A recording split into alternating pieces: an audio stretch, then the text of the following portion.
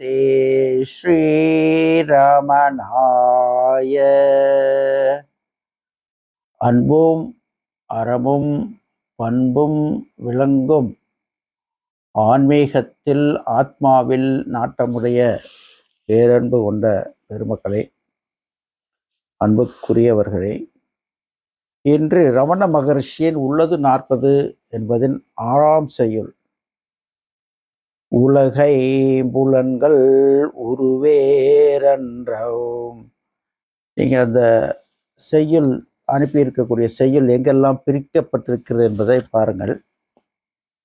மிக எளிமையாக மனம் என்றால் என்ன என்பதற்கு மிக மிக எளிமையான, சரியான, சத்தியமான ஒரு விளக்கத்தை இங்கே பார்க்கலாம். உலகு ஐம்புலன்கள் உரு, இதை முதல்ல பிரிக்க வேண்டியது. உலகு என்பது ஐம்புலன்கள் உருன தோற்றம்.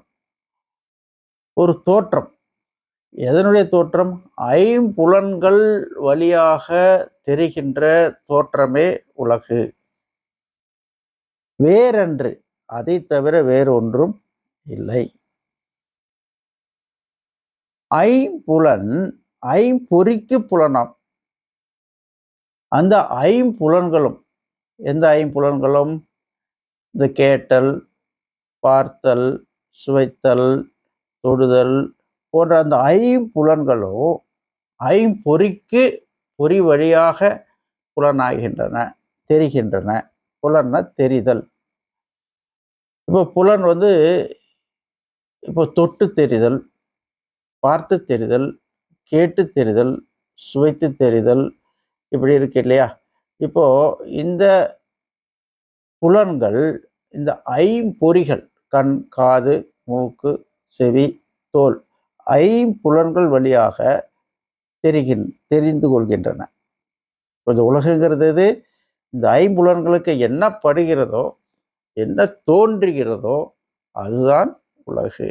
நம்ம உலகு என்பது நம்முடைய ஐம்புலன்களுக்கு என்ன தோன்றி இருக்கு,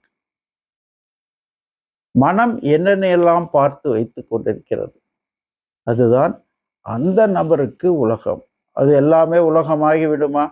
உலகு அப்படிங்கிறதுக்கு இது வெறும் பிசிக்கல் வேர்ல்டு, அதை பற்றி சொல்லலை. இந்த பரு உலகத்தை பற்றி கூறவில்லை. எல்லாம் சேர்த்து மனதை சார்ந்த உலகு.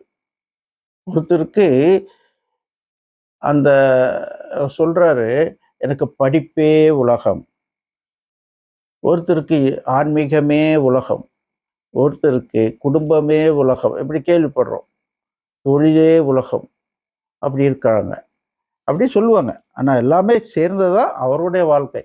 சொல்லும்போது அப்படி சொல்லுவாங்க. அப்போ உலகுங்கிறது ஒவ்வொருவருக்கும் மாறுகிறது. அந்த புலன்கள் எதை கிரகிக்கிறதோ அது மட்டுமே உலகு. அது எங்க கிரகிக்கிறது? மனதில். இதுதான் வித்தியாசம். What is mind? அப்போ ஒருத்தர் ஜப்பான்லேயே பிறந்து வளர்ந்து வாழ்ந்து கொண்டிருக்கிறார்.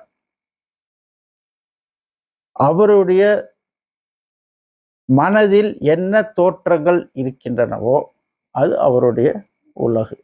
டோக்கியோ தான் அவருடைய உலகு. நாம் இங்கே கோயம்புத்தூரில் இருக்கும்போது, கோயம்புத்தூரில் நம்ம என்னென்னலாம் பார்த்தோமோ அது மட்டுமே உண்மையிலே நம்மை சார்ந்த உலகு.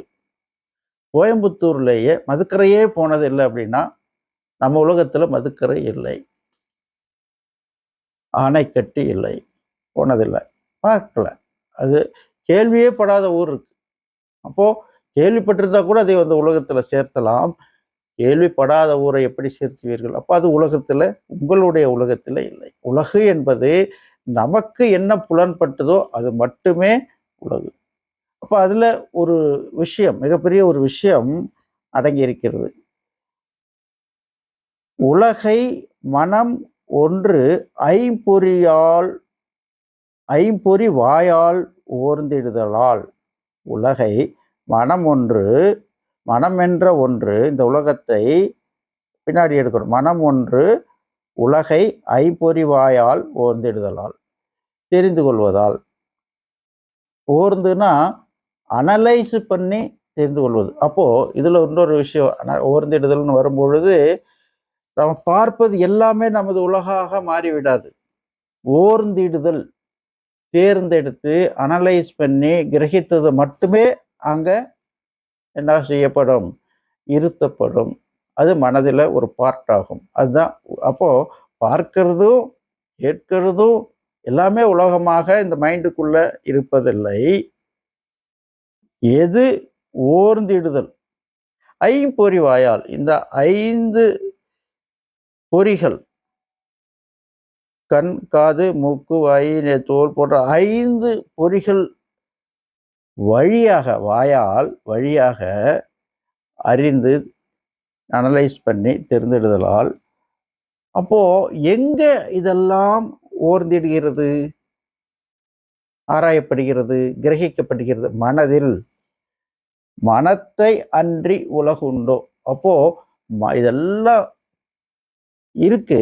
கண்ணு பார்க்கிறது, காது கேட்கிறது, எல்லாம் செய்கிறது. ஆனால் அதெல்லாம் எங்க கிரகிக்கப்பட வேண்டும்? கிரகிக்கப்படலைன்னா அதுக்கு அந்த உலகமும் இல்லை. மனதில் கிரகிக்கப்படுகிறது. ஆகவே மனம் அன்றி உலகு உண்டோ? What is mind, what is world? World அப்படிங்கிறது நம்மளுடைய மனம்தான் உலகு. நம்முடைய மனம் என்பது ஒரு நிரந்தரமான ஒன்றா, எப்போதுமே இருக்கக்கூடியதா? ஒரு நாளிலே தூங்கும்போது அந்த மனமும் தூங்கப் போகிறது. அப்போ உலகம் தூங்கப் போகிறது. ஒரு காலத்திலே ஒருவர் இறைவனடி சேரும்போது மனம் என்ன ஆகிறது? கோமாவுக்கு போகும்போது என்ன ஆகிறது? மனமின்றி இருக்கிறார்கள். தியான சமாதியில மனமின்றி இருக்கிறார்கள். உலகம் என்னாகிவிட்டது? உலகம் அப்போது ஆப்சன்ட். நாம் நிரந்தரம் என்று நினைக்கக்கூடிய உலகம் எதை பொறுத்தது? மனதை பொறுத்தது. மனம்தான் அந்த உலகத்தை பார்க்கிறது. மனமே இல்லை என்றால், மனமே இல்லை, அப்போ உலகம் எங்க? ஒருவர் ரொம்ப காய்ச்சல், வண்டு காய்ச்சல், இருமல், சளி, அப்போ அவருக்கு இந்த உலக ஞாபகம் வருமா? ஒரு செய்தி வருகிறது, பாராளுமன்ற செய்தி, அல்லது எங்கேயோ ஒரு ஆக்சிடென்ட் செய்தி, அல்லது யூஎஸ்ஏல என்ன ஒரு செய்தி, அதெல்லாம் வேண்டாம்ப்பா, அதெல்லாம் வேண்டாம், இருக்கிற பிரச்சனை இல்லை என்று அவர் கூறுவாரா, கூற மாட்டாரா? அதுதான். அப்போ மனமானது மறையக்கூடியது. டெம்பரரியாக தினமும் நீங்கள் சமாதிக்கு செல்கிறீர்கள். எப்போதென்றால் உறங்கும் போது மனமின்றி ஒருத்தல் இருப்பது சமாதி நிலை, அஞ்ஞான சமாதி நிலை.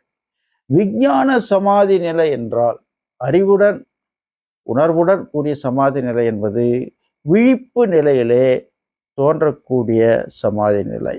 அப்போ இதுக்கு என்ன வித்தியாசம் என்றால் மனம்தான் வித்தியாசம். நாம் விழிக்கும் போது மனமும் அப்படியே எழுந்திருக்கிறது உறக்கத்திலிருந்து. அப்போ மனமே வியாபித்து விடுகிறது. மனம் வியாபித்த பிற்பாடு மனதில் என்ன இருக்கிறது? உலகம். மனம்ங்கிறது என்ன? வெறும் உலகம் தான். இந்த உலகம் வியாபித்திருக்கிறது. அப்போ அந்த நம்மளுடைய கான்சியஸ்னஸ், உள் உணர்வுக்கு என்ன வேலை அங்க அப்படின்னா, சிந்தித்தல் வேலையை மட்டுமே அது செய்கிறது. இந்த ஆத்மா என்ற சூரியனை இந்த சிந்தனைகள், மனம் என்ற மேகங்கள் மூடி மறைக்கின்றன. மிக மிக கருமையான மேகங்களாக இருக்கலாம், மிக சிறிய மேகங்களாக. இதுதான் தத்துவம். புரிகிறதா? மனம் என்பது நம்ம ஆத்ம பிரகாசத்தை தவிர்க்கின்ற மேக கூட்டங்கள். அதனால ஆத்ம பிரகாசம் இல்லாமல் போய்விட்டதா? அது எப்போதுமே பிரகாசித்துக் கொண்டிருக்கிறது. இந்த உண்மையை உணர்ந்த வாக்கிலே மனதை இந்த ஐம்புலன்களுக்கு பதிலாக அதை அந்தக்கரணம் என்ற லிஸ்ட்ல வைத்திருக்கிறார்கள். அந்தக்கரணமாக இன்னொரு கருவியாக மாறும். அதுவரை மனமானது எஜமானனாகவும் ஆத்மாவானது இல்லாமலும் நம்முடைய கான்சியஸ்னஸ் அந்த அந்த மனதிற்கு வேலைக்காரனாக போல, அடிமை போல எதுவும் இல்லாமல் இருக்கும். ஆகவே சமாதி நிலை என்பது நிச்சயமாக உண்டு, மனம் என்பது நிச்சயமாக உண்டு. ஆனால் அந்த ஐம்புலன்கள் போல அது ஒரு அந்தக்கரணம். அந்தக்கரணம் என்றால் உள்ளே இருக்கக்கூடிய கருவி, ஐம்புலன்கள் வெளியே இருக்கக்கூடிய கருவி. பாகிய கரணம், அந்த கரணம். பாகியன வெளியே. வெளியே இருக்கக்கூடிய கருவிகள் கை கால்கள் எல்லாம், கண் காதுகள் எல்லாம். உள்ளே இருக்கக்கூடிய கருவி மனம். இதுதான் வித்தியாசம்.